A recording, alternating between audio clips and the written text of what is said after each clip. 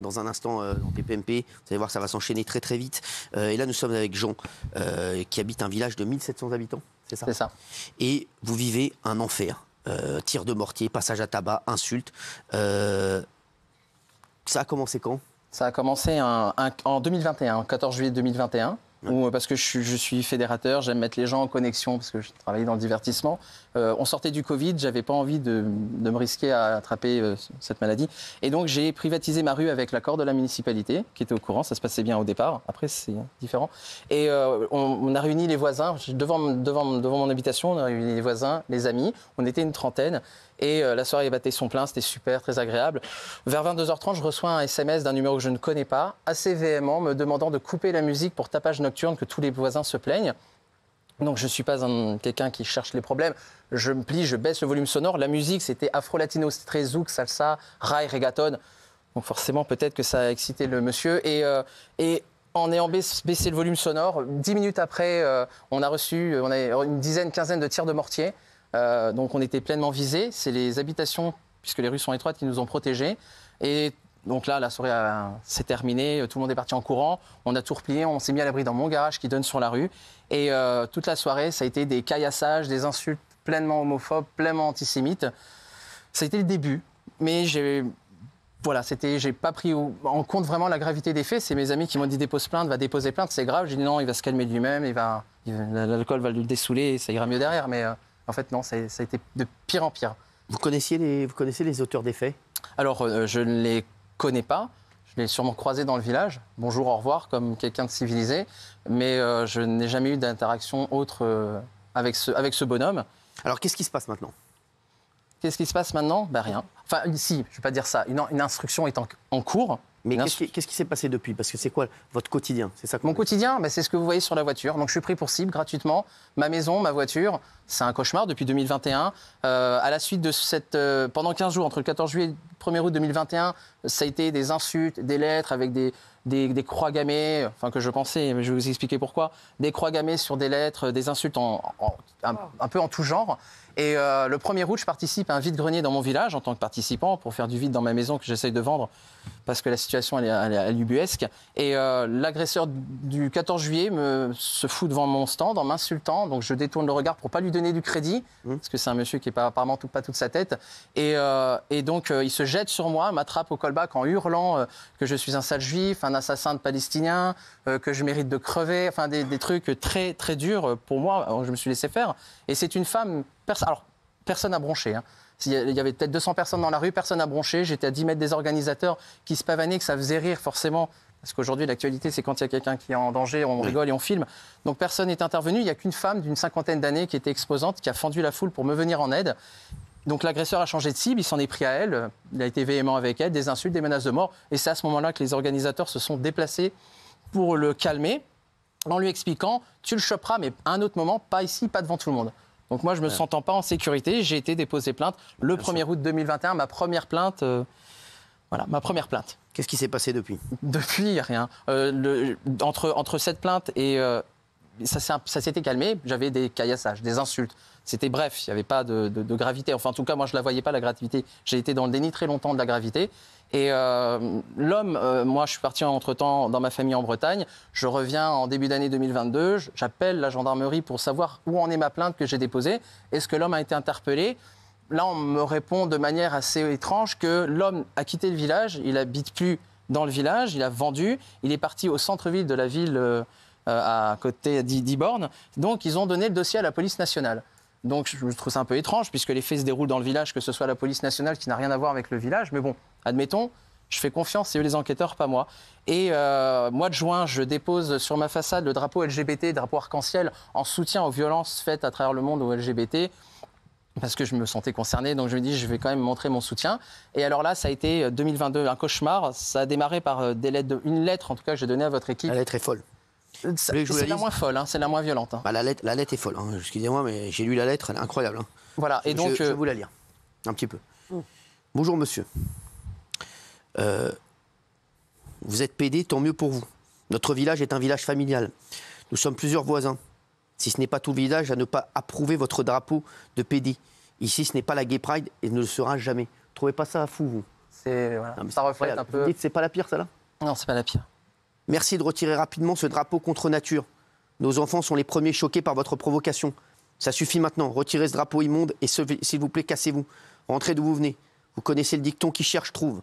Cessez immédiatement votre provocation à la con. On ne veut pas de PD, Gouine, trans, tout comme on ne veut pas des assassins de Palestiniens comme vous, car vous êtes juifs, non? Fiers. Pas de honte que votre peuple assassine des innocents. On ne veut pas non plus des nègres ou bougnoules. Ici, c'est un village de Français qui respectent les lois. Le pape soutient nos actions. Dieu, notre Créateur, est insulté par les gens comme vous. Honte à vous d'habiter si proche de l'Église. Vous êtes un individu abject et salissez notre patrimoine. Merci de foutre le camp rapidement de notre joli village que vous insultez en étant PD. Et juif en plus. Il n'y a pas de lieu de culte ici pour vous et notre Église ne veut pas de juiverie, PD. Dernier courrier avant action. Le message est-il assez clair? Cassez-vous, emportez la honte avec vous, sale PD. Non mais c'est fou. C'est un débile. Oui, alors débile, je ne pense pas que ce soit le village qui soit comme ça. Ah oui, non, mais c'est une incroyable. personne qui va gangréner d'autres personnes qui veulent. Enfin, c'est assez dingue. Cette lettre. Cette lettre, elle est blindée de fautes, là. Elle a bien été rédigée, mais elle est blindée de fautes. Moi, je me suis dit, c'est des gamins ou des ados qui écoutent leurs parents. Je n'ai pas déposé plainte pour cette lettre. Hein. Je l'ai prise en photo, puis je l'ai jetée. Je me dis, ça va se calmer. Et ça a été un enchaînement. Alors bizarrement, les gens du village me disaient, l'individu qui t'a attrapé au callback au vide-grenier, il est revenu, il est dans le village. Attention, méfie-toi. Comme par hasard, alors évidemment, il est présumé innocent parce que je n'ai pas de preuves, hein, mais comme par hasard, les faits de violence se sont intensifiés au moment où cet homme est revenu dans le village, habiter une maison dans laquelle elle a été vendue. Ça encore, c'est troublant. À ce moment-là, moi, j'ai quand même contacté la mairie de mon village qui m'a reçu. Le maire m'a très bien reçu.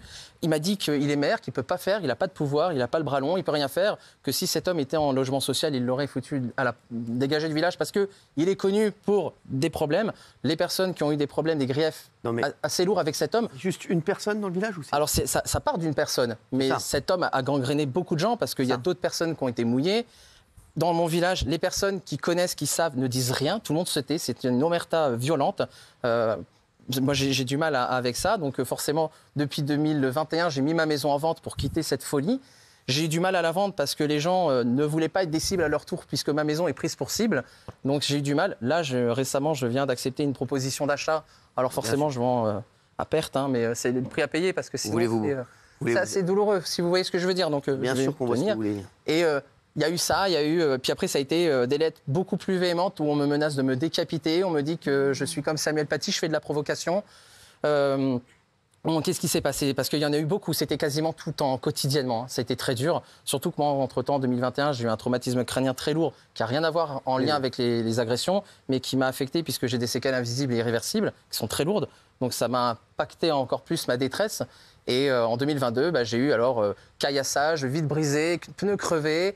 Les croix gammées dans l'enquête, alors ça, je tiens à le dire, je vais peut-être me mettre des gens à dos, mais les gendarmes en charge de cette enquête m'ont expliqué qu'ils allaient requalifier les plaintes au bout de la 9e en harcèlement moral, puisque pour eux, les croix gammées n'en sont pas, ce sont des symboles hindous. Svastika, symbole de paix et d'amour. Alors effectivement, ça a été dit au téléphone. Moi, j'ai de suite retranscrit par mail à la gendarmerie que ça soit écrit, qu'il y ait un écge. Ça fait pas l'ombre d'un doute, là. Ouais, sale juif avec ça. Voilà, crève sale juif. Et votre lettre, elle tombe sous le coup de l'antisémitisme, mais qui vous a dit ça? homophobie. Qui vous a dit ça? C'est un officier de gendarmerie qui m'a dit ça, qui est revenu sur ses dires, puisque moi, de mon côté, avec l'aide d'associations, j'ai diligenté l'IGGN, qui a été mandaté. Après, le monsieur est revenu sur ses dires, mais dit non, vous avez mal compris. Au téléphone, évidemment, c'est moi qui comprends mal. Après, c'est leur parole. C'est eux qui sont assermentés et pas moi. Donc, délicatement, j'ai dû me soumettre. Et c'est vrai que c'est très délicat parce que par la suite, le maire a été contacté par des associations. Je vous ai envoyé d'ailleurs le mail, la réponse du maire, où des associations LGBTQIA+ demandent à ce que le maire fasse des appels à témoins, condamne sur son site média et dénonce ce qui m'arrive. Il n'a jamais voulu. Il a dit non, ça ne concerne qu'une personne, pas le village. Donc non. Donc illégitime ce que je subis, ce qui est moi. Là, vous allez partir du village. Ah oui, ça y est, je quitte parce que je peux plus, c'est la folie. Ma maison est prise pour cible, ma voiture, elle est mutilée, ma voiture. Vous dormez toujours là-bas, là? Je dors toujours là-bas, mais je suis si je peux citer des associations qui m'ont soutenu et énormément, comme SOS Homophobie, ils ont fait mettre ma maison en sécurité. Énormément merci. Ils m'ont posé l'alarme et la la vidéosurveillance pour me mettre en sécurité parce que j'étais en danger. Je suis pas violent, mais je me dis qu'est-ce qu'il faut que je fasse? Il faut que je fasse peur, peut-être moi aussi. Vous avez déposé plusieurs plaintes? Oui, il y en a eu peut-être 19 en tout. Ah oui. Mis bout à bout, là, il y a une instruction qui est en cours. La bonne nouvelle, c'est qu'un juge d'instruction enfin va me convoquer début 2024, où je vais pouvoir, en espérant, cerner les gens. Mais j'ai été tabassé dans un guet-apens à plusieurs reprises, pas qu'une fois. Oui, par combien de personnes? Alors, ils étaient 3, le guet-apens, en septembre 2022, ils étaient 3, mais après, j'ai des gens qui m'attendaient cagoulés devant ma porte, qui me mettaient des coups de poing dans la tronche. Je portais pas plainte parce que j'étais dans le déni vraiment de la gravité, je voulais pas être une victime. C'est Mississippi Burning. Je voulais pas être une victime, je voulais pas être faible, je voulais pas montrer que j'étais faible. Et puis, les médias de la région m'ont contacté, m'ont dit on va vous aider, on va médiatiser. Ça a été l'horreur, parce que je suis passé à visage découvert, j'ai fait confiance. En fait, ils cherchaient le buzz, avoir leur nom en bas d'un article, c'est tout. Et j'ai été attrapé dans un guet-apens, tabassé. Bon, j'ai fait des bêtises parce que j'ai voulu en finir, c'était horrible. Et en fait, je me suis battu seul contre tous. Les gens qui savent ne veulent pas parler. Les témoins qui voulaient... J'ai des captures d'écran, j'ai tout donné en gendarmerie, donc il y a une enquête. Les gens qui étaient prêts à témoigner... Ah non, on nous a mis en garde, la mairie nous a dit de nous taire, on doit rien... Enfin, c'est l'omerta totale. Personne ne veut parler, tout le monde me laisse crever, en fait. Votre histoire est folle. Tous les gens qui vous suivent aujourd'hui à 20h28, qui réagissent, disent cette histoire est complètement folle. Et une fois de plus, c'est la victime qui doit partir et qui doit quitter le village et qui doit vendre à perte sa maison. Il y a quand même un gros problème avec les institutions, excusez-moi de vous dire ça. Bien sûr. Mais là, il y a un énorme souci, Jean. Donc vous allez partir. Oui. Et je pars le plus tôt possible, les cartons sont tous prêts. C'est quand la dernière agression que vous avez subie? La dernière agression, c'est la nuit qui était sensible, où il y avait un appel à tuer les Juifs de France. Ma voiture, j'avais une amie qui était à mon domicile pendant une semaine, en vacances, et ma voiture a été, le pare-brise a été cassé, les croix gammées, les pneus crevés. Bon, après, là où j'en veux un peu aussi, enfin où j'en veux indirectement, c'est que les gendarmes n'ont jamais pris les empreintes sur mon véhicule. Il a fallu que ce soit la police nationale qui, pour une fois, là, récemment, prennent les empreintes pour essayer de trouver les auteurs.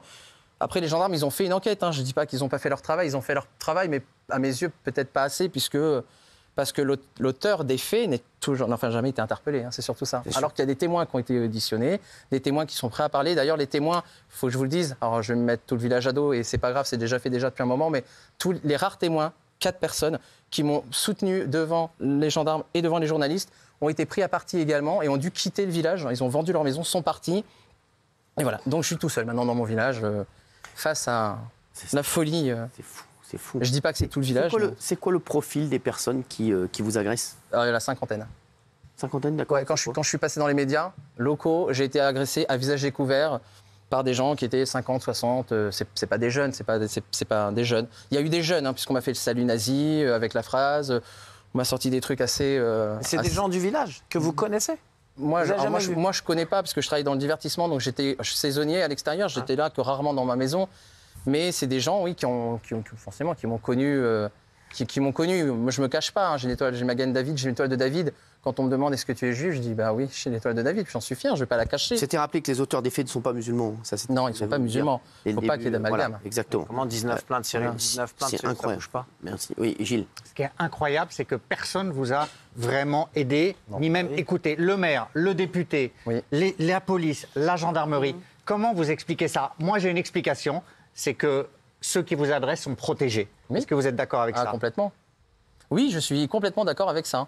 Bien sûr. Et pour information, en décembre dernier, donc décembre 2022, la personne qui m'a sorti des griffes de l'agresseur, elle a été contactée par la gendarmerie pour être mise en confrontation avec l'agresseur. Donc elle, c'est une femme qui est seule, qui a très peur. Elle a dit je n'ai pas à être confrontée avec ce mec, c'est un malade, il est dangereux, il sait où j'habite, je ne veux pas. Et les gendarmes, ils ont dit mais pas du tout, il est devant nous, il est très gentil, inoffensif, vous pouvez venir sans crainte.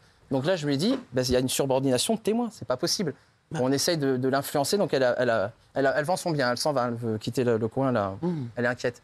Et les journalistes de France 3 Languedoc-Roussillon, ou Occitanie, je sais pas, quand ils sont venus m'interviewer le 19 décembre dernier, 2022, ont été les témoins. Alors là, on ne peut pas dire que c'est moi qui a fabule, où j'ai été pris à partie par plusieurs personnes à visage découvert devant les journalistes, menaces de mort, insultes antisémites. Les journalistes, ils n'en revenaient pas, ils étaient choqués, ils m'ont dit à visage découvert. Ah, mais c'est grave, les mecs, c'est grave, c'est très grave. Protégé par qui? C'est très grave aussi. Oui, c'est grave. 20 minutes qu'ils discutent, et c'est qui le protège? L'omerta du village. 19, c'est ça. Exactement, c'est dans les villages, c'est ça le problème. Il y a souvent des problèmes comme ça dans les villages.